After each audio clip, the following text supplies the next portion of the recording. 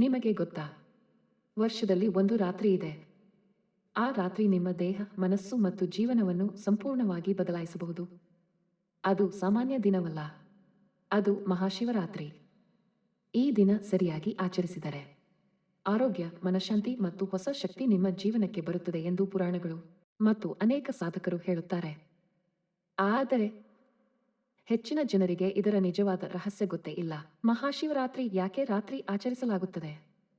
ಯಾಕೆ ಈ ದಿನ ಉಪವಾಸ ಮಾಡಬೇಕು? ಯಾಕೆ ಶಿವನಿಗೆ ಮಾತ್ರ ಈ ವಿಶೇಷ ರಾತ್ರಿ ಇದೆ? ಪುರಾಣಗಳ ಪ್ರಕಾರ ಈ ರಾತ್ರಿ ವಿಶ್ವದ ಶಕ್ತಿಗಳು ಅತ್ಯಂತ ಬಲವಾಗಿರುವ ಸಮಯ ಎಂದು ನಂಬಲಾಗಿದೆ.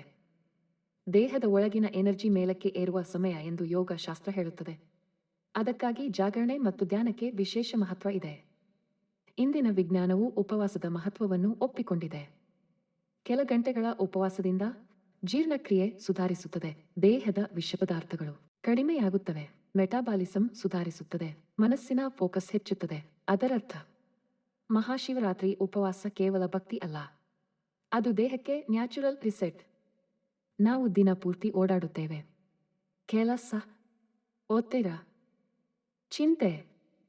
ಆದರೆ ವರ್ಷದಲ್ಲಿ ಒಂದು ದಿನ ನಮ್ಮೊಳಗಿನ ಶಾಂತಿಯನ್ನು ಹುಡುಕಲು ಅವಕಾಶ ಇದೆ.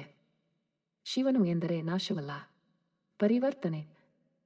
ಹಳೆಯ ನೋವುಗಳನ್ನು ಬಿಡಿ, ಹೊಸ ಜೀವನವನ್ನು ಆರಂಭಿಸುವ ಸಂಕೇತವೇ ಶಿವ. ಉಪವಾಸ ಎಂದರೆ ಹಸಿವಿನಿಂದ ಇರೋದು ಅಲ್ಲ.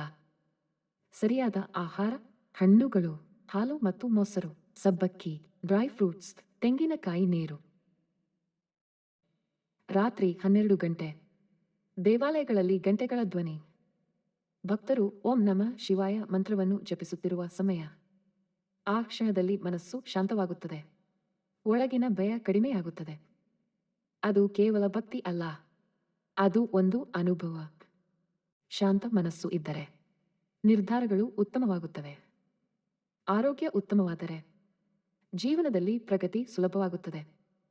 ಅದರ ಕಾರಣದಿಂದ ಅನೇಕರು ಮಹಾಶಿವರಾತ್ರಿ ಅನ್ನು ಹೊಸ ಆರಂಭದ ದಿನ ಎಂದು ನೋಡುತ್ತಾರೆ. ಈ ಮಹಾಶಿವರಾತ್ರಿ ಕೇವಲ ಆಚರಿಸಬೇಡಿ, ಅದನ್ನು ಅನುಭವಿಸಿ. ನಿಮ್ಮೊಳಗಿನ ಶಿವನನ್ನು ಜಾಗೃತಗೊಳಿಸಿ, ಮನಸ್ಸನ್ನು ಶುದ್ಧಗೊಳಿಸಿ, ಜೀವನಕ್ಕೆ ಹೊಸ ಶಕ್ತಿ ನೀಡಿಕೊಳ್ಳಿ. ಹರ ಹರ ಮಹಾದೇವ.